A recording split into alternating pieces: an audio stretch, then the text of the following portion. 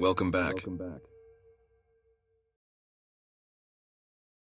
As a pizza delivery guy, you quickly become accustomed to the mundane, the predictable, and the seemingly average.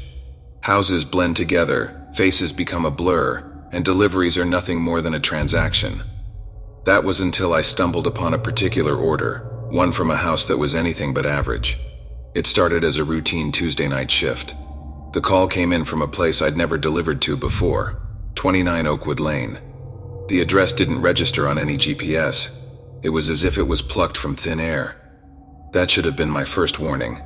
As I drove down Oakwood Lane, the numbers jumped from 27 to 31. There was no 29, just an empty plot overgrown with wild grass. Nevertheless, I pulled over. Curiosity gnawed at me. In the distance, I could see the silhouette of a dilapidated mansion shrouded in darkness. As I approached the mansion, the air grew dense and cold. The front door creaked open with a groan as I approached, revealing a hauntingly empty hallway. A chill ran down my spine, but the thought of a job left unfinished propelled me forward. Inside, the mansion was a disorienting maze of rooms, each filled with remnants of a time long forgotten. Age-worn portraits and furniture draped with dust-laden sheets lined the rooms. My footsteps echoed through the eerie silence, making me feel like an intruder in this house that time forgot. Suddenly, I heard a faint sound, like a distorted whisper. I followed the sound to a room at the end of the hallway. I found myself in a dimly lit room, illuminated by a flickering light bulb. In the corner sat an old woman, frail and ghostly, her eyes empty. She seemed to have been expecting me, for she pointed at the pizza box in my hand with a skeletal finger and said, "Just leave it on the table, dear." Her voice was raspy, yet there was a soothing quality to it. As I set down the pizza, I noticed something unusual. A map spread across the table, with strange symbols and writings that I couldn't decipher. As I continued to visit the house every Tuesday, I became familiar with the uncanny phenomena that accompanied it. Doors would open on their own, unexplainable whispers filled the hallways, and I'd sometimes catch glimpses of shadowy figures in the corner of my eye. The house, it seemed, was alive, and I was a visitor in its terrifying reality. One Tuesday, everything changed. The old woman seemed disturbed. She kept glancing at the map, her fingers tracing the symbols as she muttered under her breath. Her anxiety was contagious, and I felt a knot in my stomach. Suddenly, there was a loud crash from the upper floor, as if something heavy had fallen. The woman looked at me with wide, terrified eyes. "They're here," she whispered, a tremor in her voice. Before I could ask her who she was referring to, the house came alive in a way I had never seen before. Doors started slamming shut, lights flickered wildly, and a deafening cacophony of whispers echoed throughout the mansion. The old woman grabbed my hand, her grip icy cold.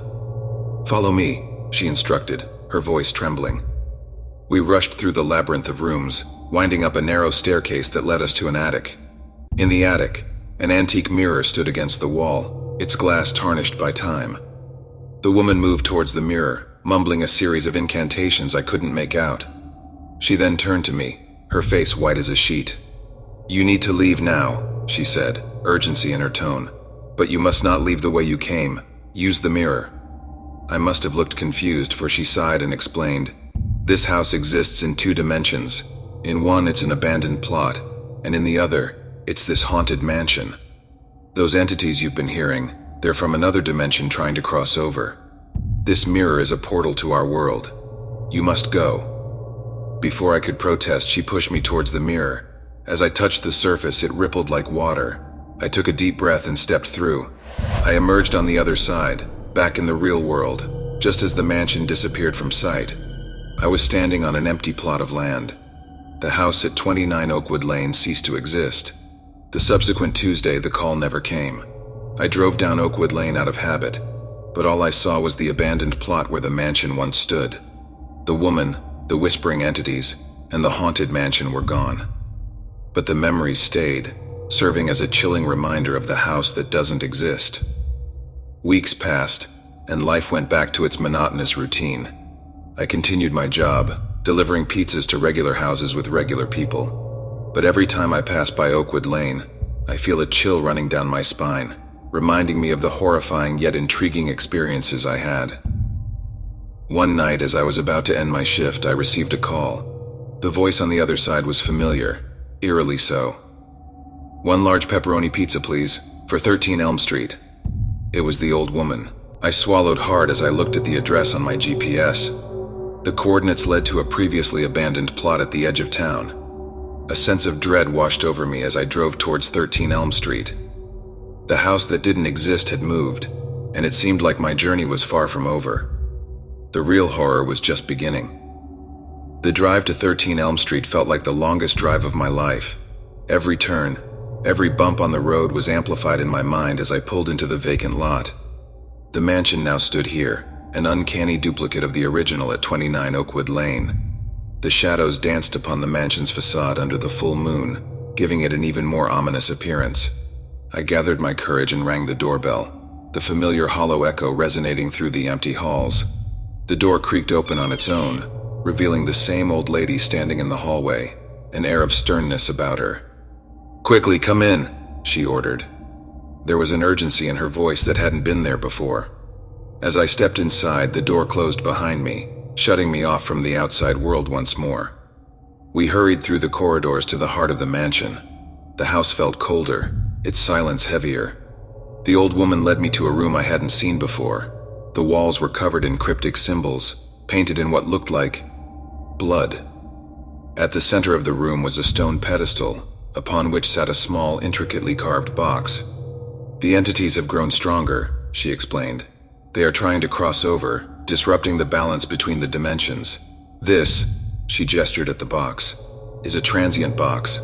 It has the power to contain their energy." "But why involve me?" I asked, trying to keep my voice steady. She paused, her gaze intensifying. "Because you have seen the entities. You've been to this house. You've crossed dimensions. You've been marked." A chill ran down my spine. I was part of something bigger, something I didn't understand, and it was terrifying. But there was no way out, not without risking my life and the lives of others. The old woman handed me a piece of parchment with symbols matching those on the box. "To activate the transient box, you must recite these words." As I started chanting, the room grew colder. The box on the pedestal started vibrating and a brilliant light shot out of it. I could hear whispers around me, growing louder with each passing second until they were screams. I kept chanting, my voice unwavering. Suddenly the screams stopped, the light from the box dimmed, and silence fell upon the room. I was drenched in sweat, the weight of what I'd just done dawning on me. The transient box had worked. The entities were trapped, the dimensions were stable. The old woman sighed in relief, her stern expression softening. "Thank you," she said, a hint of warmth in her voice. "You saved us." As I stepped back through the mirror portal and emerged back in my world, I couldn't shake off the feeling of unease. I looked at my reflection in the rearview mirror, the face of a pizza delivery guy forever changed by the horrors he'd seen. The mansion at 13 Elm Street vanished, much like its predecessor. I continued with my life, with my job, carrying the secret of the houses that didn't exist. And every time a call came late in the night for a pizza delivery, I couldn't help but wonder, would this be another house that doesn't exist?